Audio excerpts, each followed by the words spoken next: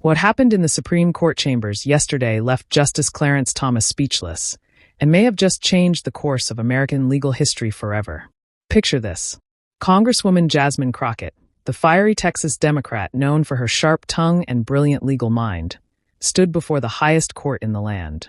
She was there to argue a crucial voting rights case that could affect millions of Americans. But what she didn't expect was Justice Thomas to openly mock her legal credentials right there in front of the entire court. "Miss Crockett," Thomas said with a dismissive smirk, "perhaps you should stick to Twitter arguments rather than constitutional law. This is the Supreme Court, not a political rally." The room fell silent. Legal experts gasped. Court reporters stopped typing. Even the other justices looked uncomfortable. But what Jasmine Crockett said next didn't just silence Justice Thomas. It exposed decades of his questionable decisions and turned him into a trending topic for all the wrong reasons. This wasn't just a legal argument. This was a complete dismantling of one of the most powerful men in America by a woman who refused to be silenced. The video of this confrontation is already breaking the internet. Legal experts are calling it the most devastating takedown in Supreme Court history. Social media is exploding with clips of Crockett's response, and even conservative commentators are struggling to defend Thomas's behavior. But here's what makes this story even more incredible. Crockett didn't just destroy Thomas in the moment. She did it with such precision, such legal brilliance that she's already being talked about as the future of American law. This is what happens when preparation meets opportunity, when brilliance meets courage. Before we dive into how a freshman congresswoman took down a Supreme Court justice, make sure to hit that like button and subscribe so you won't miss any of these incredible political showdowns. Trust me, you don't want to miss what happens next. To understand the earthquake that was about to hit the Supreme Court, you need to know these two powerhouses and why this moment mattered so much. At 43, Jasmine Crockett represents everything that threatens the old guard. Born and raised in St. Evan Louis, she worked her way through college, earned her law degree from the University of Houston, and built a successful legal practice before entering politics. She's not just another politician. She's a licensed attorney who's won cases, defended clients, and knows the law inside and out. Crockett made national headlines when she first entered Congress in 2023. Remember when she completely destroyed Marjorie Taylor Greene during that House committee hearing? "Do you know what we're here for?" she asked Greene, her voice dripping with a kind of controlled fury that comes from years of courtroom experience. That clip went viral with over 10 million views. But here's what makes Crockett dangerous to people like Thomas. She's young, she's black, she's a woman, and she's absolutely brilliant. She graduated magna cum laude, passed the bar on her first try, and has never lost a case when it comes to defending civil rights. The legal establishment can't dismiss her as just another politician because she's one of them, except she's fighting for the people they've left behind. More importantly, Crockett understands power dynamics in a way that older politicians don't. She knows that in today's media landscape, viral moments can change everything. Her takedown of Marjorie Taylor Greene wasn't just good politics. It was strategic brilliance. She understands that sometimes you have to fight fire with fire, and she's got the legal skills to back up her bold moves. What makes her even more formidable is her authenticity. She's not trying to fit into the Washington establishment. She's trying to change it. She speaks with the passion of someone who grew up seeing injustice and decided to do something about it. That's what makes her so dangerous to the old guard. She can't be controlled or intimidated. Justice Clarence Thomas at 75 has sat on the Supreme Court for over 3 decades. Appointed by President George H.W. Bush in 1991, he's the second black justice ever to serve on the court. But his confirmation hearings were explosive, filled with accusations that nearly derailed his nomination. Thomas has built a reputation as the court's most conservative voice. He rarely speaks during oral arguments, preferring to let his written opinions do the talking.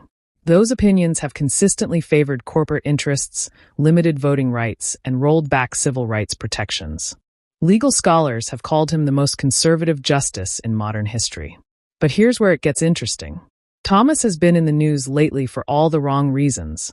Luxury vacations paid for by Republican donors, undisclosed financial ties, and questions about his wife's involvement in the 6th of January activities. The man who sits in judgment of others has found himself under intense scrutiny. His wife, Virginia Thomas, has been particularly controversial. Text messages revealed she was actively pushing White House officials to overturn the 2020 election results. She attended the 6th of January rally and has been involved in numerous conservative political causes. Yet, Thomas has refused to recuse himself from cases involving these issues, creating massive conflicts of interest that have legal ethics experts calling for his removal. The irony wasn't lost on anyone in the legal community. The justice who would mock someone else's qualifications had spent years violating basic ethical standards that would get any other federal judge removed from the bench. It was the perfect setup for what was about to happen. This wasn't just about one voting rights case. This was about the future of American democracy itself. The case before the court involved Texas's latest attempt to restrict voting access, particularly in communities of color. If the court sided with Texas, it would give other states the green light to pass similar laws, potentially disenfranchising millions of voters. Crockett wasn't just there as a congresswoman. She was there as a licensed attorney, arguing before the court on behalf of the Congressional Black Caucus. She had standing. She had credentials, and she had the law on her side. But Thomas saw something else. A young black woman who dared to challenge the system he'd spent decades protecting. And he was about to learn that underestimating Jasmine Crockett was the biggest mistake of his career. The tension in the courtroom was thick. Other justices shifted uncomfortably in their seats. Court reporters leaned forward, sensing something big was about to happen. Legal experts in the gallery held their breath. This wasn't just about voting rights anymore. This was about respect, about power, and about whether the highest court in the land would continue to be a boy club that could dismiss brilliant women with a smirk and a sneer. The Supreme Court chamber buzzed with tension as Jasmine Crockett approached the podium. She wore a sharp navy suit, her natural hair styled in a way that said she wasn't trying to make anyone comfortable. In her hands, she carried a thick folder of legal briefs, case law, and constitutional arguments that she'd spent months preparing. "Your Honors," she began, her voice clear and confident. "I appear before you today not just as a member of Congress, but as a licensed attorney representing the Congressional Black Caucus in this critical voting rights matter." Justice Thomas leaned back in his chair, a slight smirk playing at the corners of his mouth. He'd been on this court for over 30 years, and he'd seen plenty of politicians try to play lawyer. This was going to be entertaining. As Crockett began outlining her argument about how Texas's voting restrictions violated the 14th and 15th Amendments, Thomas interrupted her, something he rarely did during oral arguments. "Miss Crockett," he said, his voice carrying the weight of decades on the bench, "I'm curious about your interpretation of the Voting Rights Act. Are you familiar with a legislative history?" The question seemed innocent enough, but legal experts in the gallery recognized it immediately. Thomas was testing her, seeing if she really knew her stuff or if she was just another politician playing dress-up in his courtroom. Crockett didn't miss a beat. "Justice Thomas, I'm intimately familiar with the legislative history. In fact, I believe the 1965 Voting Rights Act and its subsequent amendments, including the 9701, 975, and 1982 renewals, clearly establish Congress's intent to protect voting access for all Americans, particularly those who have historically been disenfranchised." Thomas raised an eyebrow. "And you believe Texas's requirements for voter ID and signature verification violate this intent?" "I don't just believe it, Justice Thomas. I know it. The evidence is overwhelming that these restrictions disproportionately affect communities of color, the elderly, and the disabled." "Exactly. The groups the Voting Rights Act was designed to protect." Justice Thomas wasn't done. He leaned forward, his tone becoming more condescending. "Miss Crockett, with respect, you've been in Congress for less than 2 years. Perhaps you should focus on your legislative duties rather than trying to lecture this court on constitutional law." The room went dead silent. Even the other justices looked uncomfortable. Justice Sotomayor frowned deeply. Justice Kagan shook her head almost imperceptibly. This was unprecedented, a Supreme Court justice openly dismissing an attorney's credentials based on their other job. But Crockett stood her ground. "Justice Thomas, I appreciate your concern for my time management, but I've been practicing law for 15 years before I ever ran for office. I've argued cases in state and federal courts, and I've never had a judge question my qualifications based on my other professional activities." The tension in the room was palpable. Court reporters were typing furiously. Legal experts were exchanging glances. This was already becoming the most dramatic oral argument in recent memory. Thomas wasn't backing down. If anything, he was doubling down. Miss Crockett, I'm sure your Twitter followers find your legal arguments very compelling. But this court deals in constitutional interpretation, not political theater. The reference to Twitter was a clear shot at Crockett's viral moments, particularly her takedown of Marjorie Taylor Greene. Thomas was trying to reduce her to a social media personality, dismissing her legal credentials entirely. Justice Roberts cleared his throat, clearly uncomfortable with the direction this was heading. Justice Thomas, perhaps we should focus on the legal arguments at hand. But Thomas wasn't finished. Chief Justice Roberts, I think it's important that we maintain the dignity of this court. When politicians come here thinking they can turn oral arguments into campaign speeches, someone needs to remind them where they are. What Thomas didn't realize was that he was walking into a trap. Crockett had done her homework not just on the case, but on him.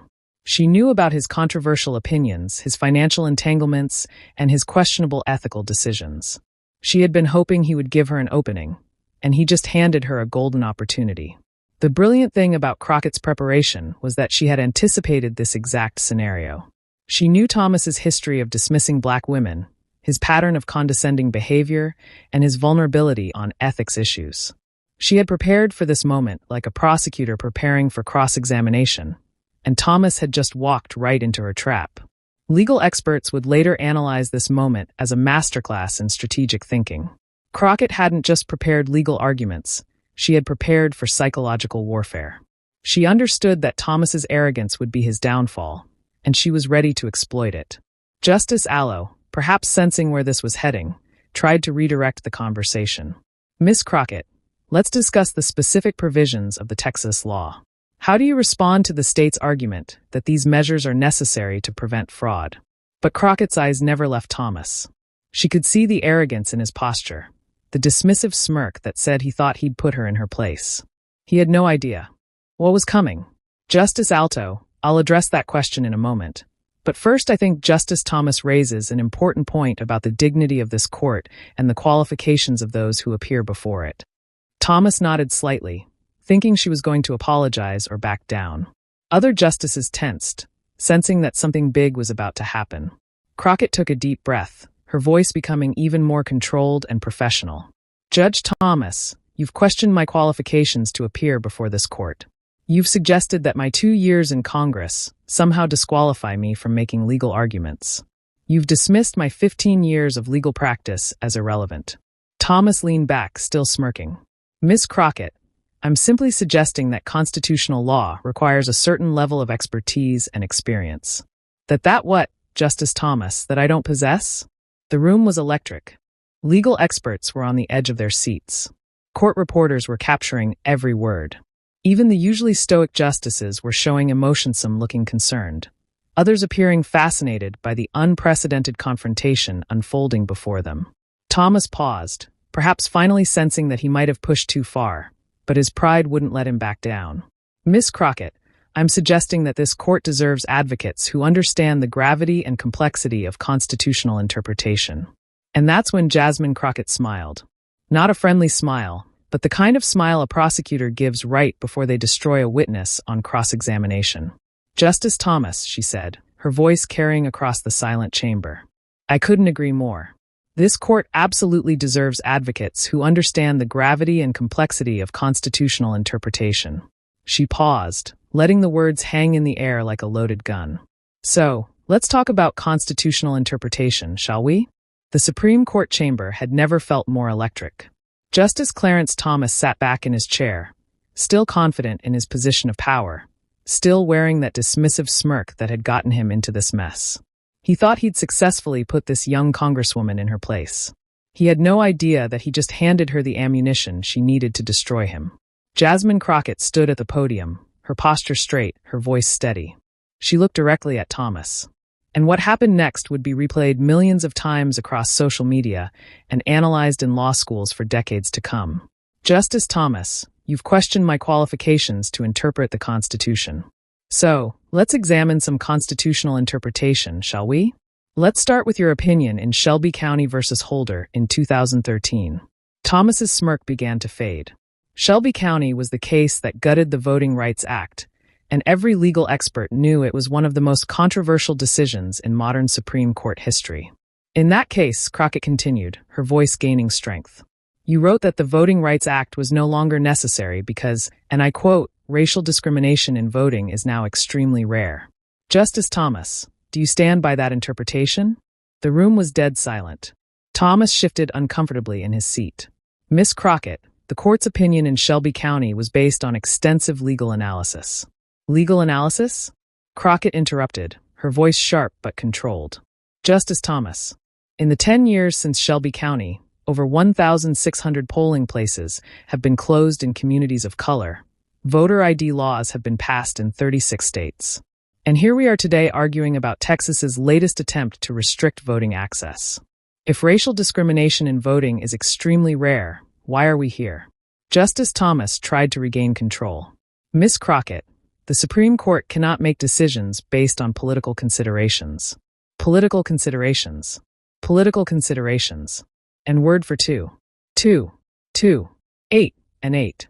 2. Crockett's voice rose slightly, but she maintained her professional composure. Justice Thomas, let's talk about political considerations. Let's talk about your wife's text messages to White House Chief of Staff Mark Meadows on the 6th of January. Let's talk about your failure to recuse yourself from cases involving the 20120 election when your wife was actively working to overturn the results. The courtroom erupted in whispers. Justice Roberts looked panicked. The other justices were staring at Thomas, who had gone pale. This was unprecedented. A Supreme Court justice being directly challenged about his ethics in open court. Miss Crockett, Chief Justice Roberts intervened. These proceedings should focus on the legal arguments. But Crockett wasn't finished. Chief Justice Roberts, Justice Thomas questioned my qualifications to interpret the Constitution. I'm simply examining his qualifications to sit in judgment of others. Thomas tried to fight back, his voice shaking with anger. Miss Crockett, I will not be lectured by a freshman congresswoman about my duty to this court. Your duty to this court? Crockett's voice cut through the chamber like a blade. Justice Thomas, let's talk about your duty to this court. Let's talk about the luxury vacations paid for by Republican donor Harlan Crow. Let's talk about the undisclosed gifts, the private jet trips, the yacht vacations. Let's talk about your duty to recuse yourself from cases involving your benefactor's interests. The room was in complete shock. Thomas's face was red with rage and embarrassment. The other justices were looking anywhere but at him. Court reporters were typing frantically, knowing they were witnessing history. You want to talk about qualifications? Crockett continued, her voice now filled with controlled fury. I've never taken a luxury vacation from someone with business before my court. I've never hidden financial relationships from the public. I've never had my spouse actively work to undermine cases I'm supposed to judge impartially. But Crockett wasn't done. She was just getting started. Justice Thomas, you question my understanding of constitutional law. So, let me demonstrate. Article 3 of the Constitution requires that judges hold their offices during good behavior. The Judicial Conduct and Disability Act of 1980 establishes standards for judicial ethics. Canon 2 of the Code of Conduct for United States Judges states that a judge should avoid impropriety and the appearance of impropriety. Thomas tried to interrupt, but Crockett's voice overrode his. I'm not finished, Justice Thomas. Canon 4 states that a judge may engage in extrajudicial activities, but those activities cannot cast reasonable doubt on the judge's capacity to act impartially. So, I ask you, Justice Thomas, how do luxury vacations with Republican donors, undisclosed financial relationships, and your wife's political activities align with these ethical standards?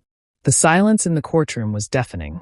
Thomas sat there speechless, his earlier confidence completely shattered. The man who had mocked Crockett's legal knowledge was being given a constitutional law lesson by the woman he'd tried to dismiss. Justice Sawyer leaned forward, clearly impressed by Crockett's legal argument. Justice Kagan nodded slightly, acknowledging the strength of her constitutional interpretation. Even Justice Gorsuch, typically aligned with Thomas, looked uncomfortable with his colleague's behavior. Crockett continued, her voice now calm and professional again. Justice Thomas, I came here today to argue for the voting rights of millions of Americans. You chose to make this about my qualifications. So, let me be clear. I have never violated judicial ethics. I have never taken undisclosed gifts from political donors. I have never had conflicts of interest that required recusal. And I have never used my position to advance my spouse's political agenda. She paused, letting her words sink in. So when you question my qualifications to interpret the Constitution, perhaps you should examine your own qualifications to sit in judgment of others.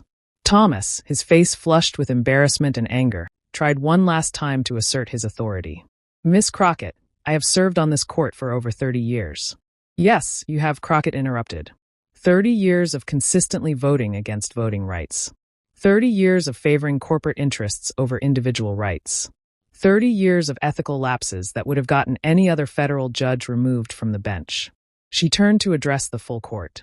Your Honors, I didn't come here today to engage in personal attacks. I came here to defend the constitutional rights of American citizens. But when a member of this court chooses to mock my credentials rather than address my arguments, when he suggests that my legal expertise is irrelevant because I also serve in Congress, then I have no choice but to respond. Thomas sat there completely deflated. The man who had started this confrontation with such confidence was now silent. His reputation in tatters, his ethical problems laid bare for all to see. Chief Justice Roberts, clearly wanting to end this embarrassing spectacle, spoke up.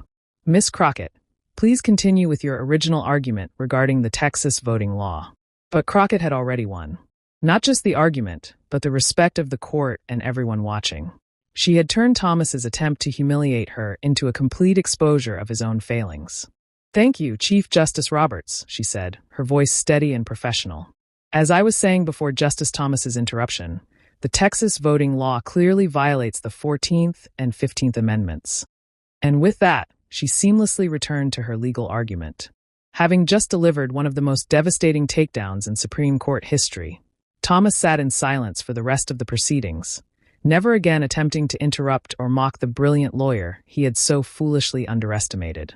The Supreme Court chamber had never witnessed anything like what had just unfolded.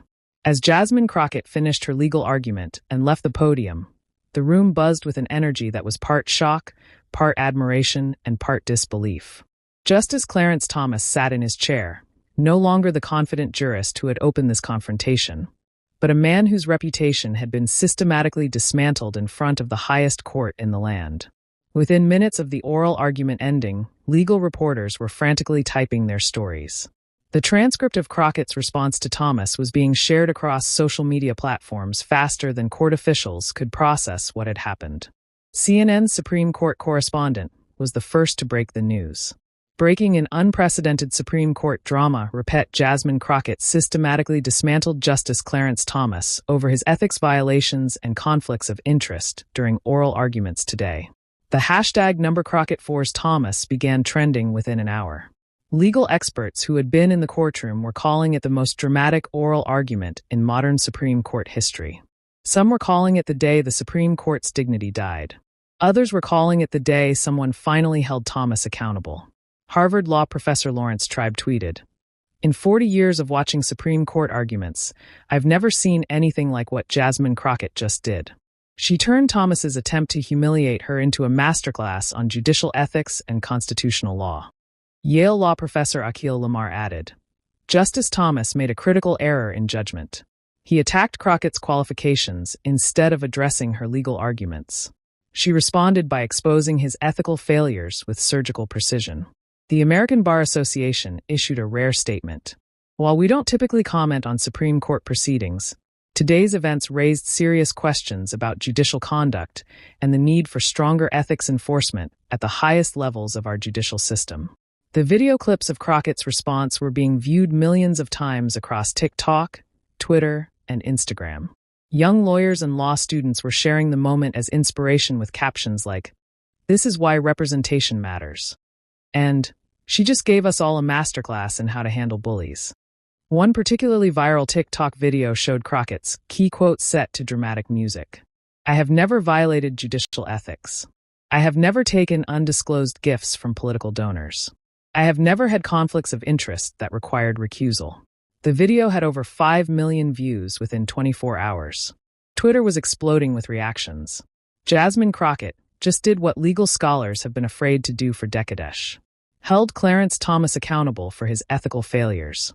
50 retweets. Thomas thought he could intimidate her, because she's a young black woman. He found out the hard way that she's also a brilliant lawyer. 75 retweets. The way she went from being mocked to giving a constitutional law lesson was chef's kiss perfection. 100 retweets. The confrontation had immediate political ramifications. Progressive groups that had been calling for Thomas's impeachment for months suddenly had a powerful new voice in their corner.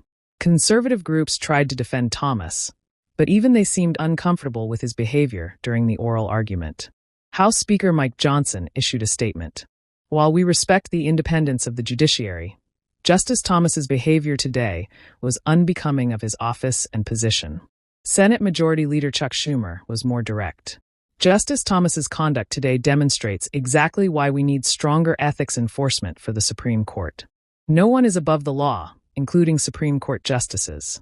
Within hours, several Democratic representatives had announced they would be introducing new legislation to strengthen Supreme Court ethics requirements. Representative Alexandria Ocasio-Cortez tweeted, "What a Jasmine Forrest did today was show the entire country that our Supreme Court has an ethics problem. It's time for Congress to act." The Congressional Black Caucus issued a statement praising Crockett's performance. Representative Crockett demonstrated today why diversity in our legal profession and on our courts matters. She stood up to intimidation and showed the strength and brilliance that makes her such an effective advocate for her constituents. Cable news networks were wall-to-wall coverage of the confrontation. Legal analysts were breaking down every aspect of the exchange, from Thomas's inappropriate behavior to Crockett's masterful response. MSNBC's Ari Melbourne himself, a former Supreme Court clerk, devoted an entire segment to analyzing the confrontation. What we witnessed today was not just a legal argument, but a fundamental shift in how the Supreme Court operates. Justice Thomas thought he could use his position to intimidate a brilliant lawyer. Instead, he exposed his own ethical failures and gave Jasmine Crockett a platform to become one of the most respected voices in American law. Conservative media tried to spin the confrontation as an attack on the Supreme Court's independence. Fox News ran segments claiming that Crockett had been disrespectful to the court, but even their legal analysts struggled to defend Thomas's behavior. Tucker Carlson attempted to frame it as a partisan attack. This was a coordinated assault on Justice Thomas by the radical left, but the transcript spoke for itself. Thomas had initiated the confrontation, and Crockett had simply responded with facts about his ethical violations. Legal scholars immediately began analyzing the long-term implications of the confrontation. Some predicted that it would lead to renewed calls for Supreme Court reform, including ethics, enforcement, and term limits. Others focused on the precedent it set for future oral arguments. "After today," wrote one constitutional law professor, "every advocate appearing before the Supreme Court will know that they can push back against inappropriate behavior from the justices." Crockett has shown that the court's authority depends on the justices' behavior, not just their position. For Justice Thomas, the confrontation was a personal disaster. Already facing criticism for his ethical lapses, he now had to deal with the humiliation of being publicly dismantled by someone he had tried to mock. Legal insiders reported that Thomas was furious and embarrassed by the exchange. Sources close to the court suggested that other justices were also uncomfortable with Thomas's behavior. There's a feeling among some of the justices that Clarence went too far. One insider reported, "The court's reputation is already damaged by his ethics issues, and today just made it worse." For Jasmine Crockett, the confrontation transformed her from a rising political star into a legal legend. Law schools were already planning to teach the exchange as an example of effective advocacy and standing up to institutional power. Speaking to reporters after the argument, Crockett was characteristically direct. "I didn't go to the Supreme Court today looking for a fight. I went there to defend the voting rights of millions of Americans. But when a Supreme Court justice chooses to mock my qualifications rather than address my arguments, I have no choice but to respond with the truth." The confrontation sent a message far beyond the Supreme Court. It showed that institutional power and position don't protect you from accountability when you abuse that power. It demonstrated that brilliant, principled advocates can stand up to bullies, even when those bullies wear Supreme Court robes. The exchange also highlighted the growing tension between the Supreme Court's conservative majority and the changing demographics of American society. Crockett represented everything that threatens the old guard. She was young, black, female, and brilliant. Thomas's attempt to dismiss her exposed his own discomfort with that changing reality.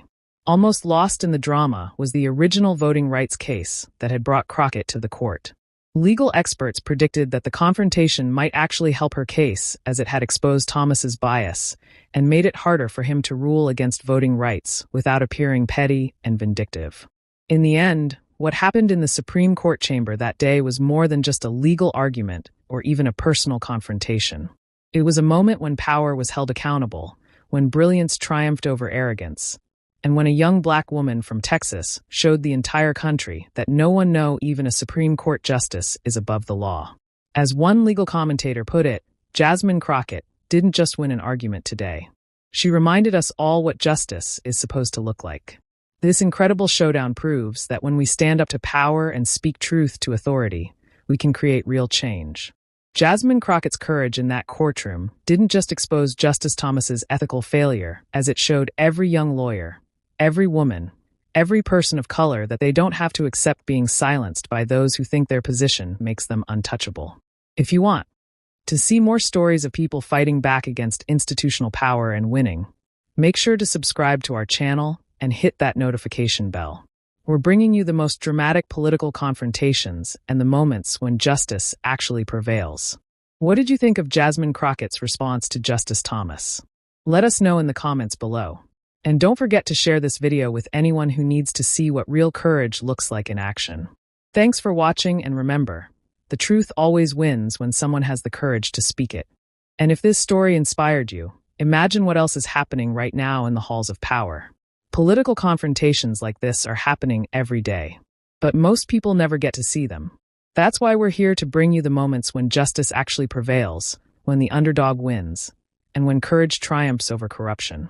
Hit that subscribe button and ring the notification bell so you never miss these incredible moments. Share this story with everyone who needs to see what real leadership looks like. Because in a world where power often goes unchallenged, stories like Jasmine Crockett remind us that sometimes, just sometimes, the